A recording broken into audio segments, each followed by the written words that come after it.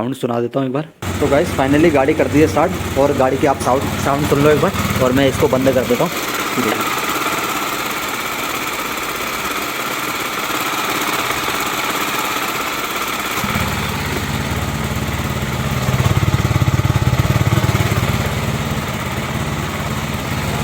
एक बार फिर से मैं सुनाता हूँ आपको।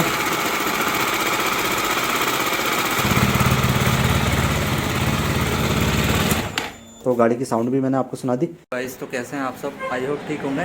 मैं बिट्टू हूँ, और फाइनली आज मेरे पास है ड्यूक 200 BS6 का मॉडल, और इसका हमने अभी मैं दिखाता हूँ, इंजन खोल रखा है।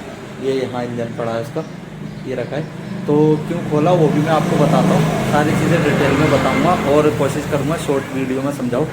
तो एक बार मैं गाड़ी पे आपको दिखाता हूँ कि क्यों खोला, और सारी चीज़ें बताऊँगा फिर आपको। ये रही गाड़ी, और आप चेक कर सकते हैं ABS वाला मॉडल है ड्यूक 200, और ABS वाला मॉडल ये आप पीछे वायर देख लो, और 2020 वाला मॉडल है BS6 वाला। तो इसमें ये आपको साइलेंसर देख के ही पता लग जाएगा। जो BS4 का आता था वो छोटा आता था। तो इसमें गाइस फाइनली आ रही थी स्टार्टिंग की प्रॉब्लम। जब ये कल गाड़ी आई थी तो स्टार्ट नहीं हो रही थी। तो जब हमने चेक किया तो इसका इंजन प्रॉपर घूम नहीं पा रहा था। एक राउंड घूम के इंजन एक राउंड घूम रहा था और रुक जा रहा था। तो हमने इसका फिर मैग्नेट कवर देखा, वहाँ से मैग्नेट कवर को ये इस तरफ जो मैग्नेट कवर लगा रहता है, तो उसको हमने खोला और यहाँ से इंजन घुमा के देखा तो ये इंजन बीच बीच में फंस रहा था। तो फिर हमने इसका इस साइड का क्लच कवर खोला, इस साइड का मैं आपको दिखाता हूँ एक बार, ये वाला। तो इस साइड का जब हमने क्लच कवर खोला, इसका क्लच कवर खोलने के बाद हमें पता लगा इसकी चेन बहुत ढीली है और चेन उतरी है। तो चेन उतरी थी इसकी, और चेन क्यों उतरी थी वो भी मैं आपको बता देता हूँ।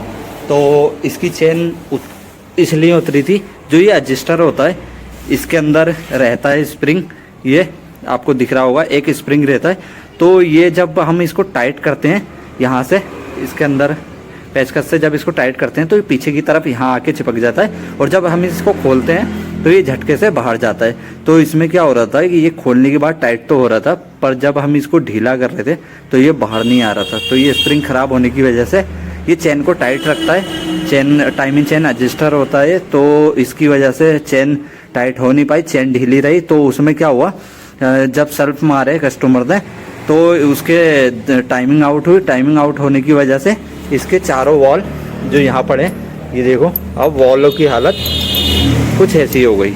ये देखो ये कितने टेढ़े हो गए वाल। एक ये रहा, दूसरा वाल ये देखो ये रहा, तीसरा वाल भी ये देखो ये भी टेढ़ा है। तो ये रहा, और चौथा वाल ये रहा। और ये देखो इसकी टाइमिंग चेन की हालत चेक करो आप।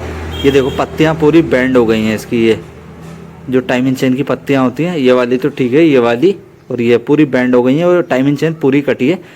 तो अगर आपकी गाड़ी में भी पहले से कोई भी साउंड आती है, इस कस्टमर से मैंने पूछा तो ये कह रहा था कि मेरी गाड़ी में पहले से आवाज़ थोड़ी आ रही थी इंजन में। तो कभी भी आपकी गाड़ी में कोई आवाज़ आती है तो उसमें लापरवाही ना करें, और तुम जल्दी से जल्दी उसको गाड़ी को चेक करा लें, नहीं तो फिर खर्चे बढ़ जाते हैं।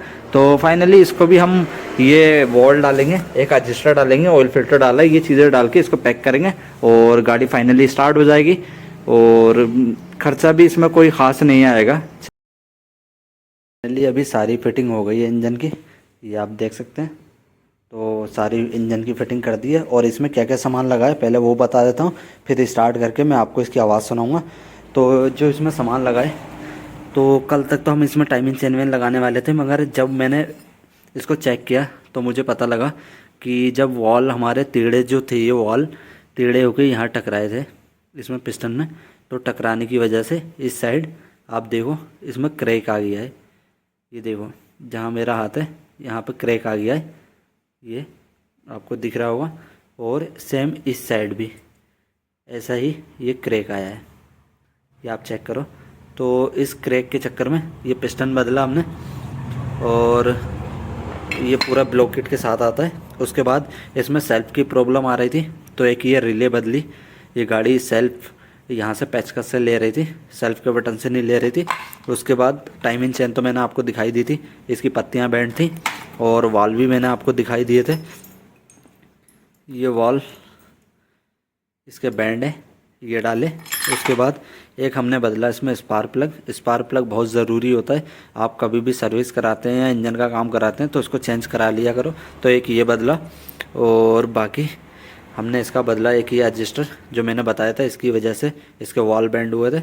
और उसके बाद एक एटम और एक्स्ट्रा पड़ा इसमें, ये कैम होल्डर।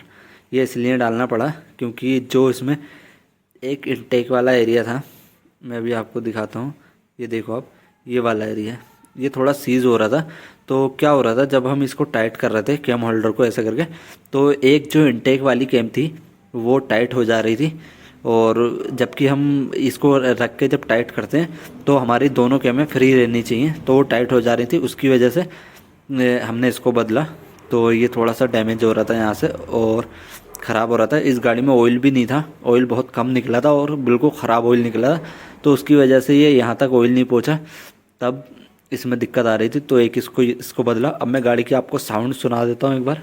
तो गाइस फाइनली गाड़ी कर दी है स्टार्ट, और गाड़ी की आप साउंड सुन लो एक बार, और मैं इसको बंद कर देता हूँ।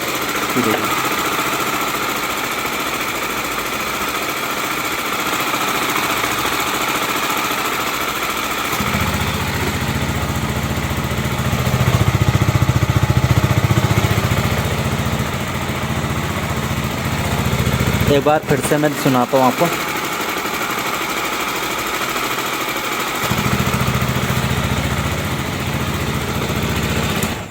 तो गाड़ी की साउंड भी मैंने आपको सुना दी। और ऐसे ही वीडियो देखने के लिए मेरे चैनल को सब्सक्राइब करें, लाइक करें। पे आ सकते हैं, शॉप का नाम है NS मोटर्स पिथौरागढ़। तो आप यहाँ आके गाड़ी चेक करा सकते हैं, काम करा सकते हैं। बहुत ही कम रेट और बहुत ही कम पैसों में आपका काम किया जाएगा। तो मिलते हैं किसी नेक्स्ट वीडियो में, तब तक के लिए बाय बाय।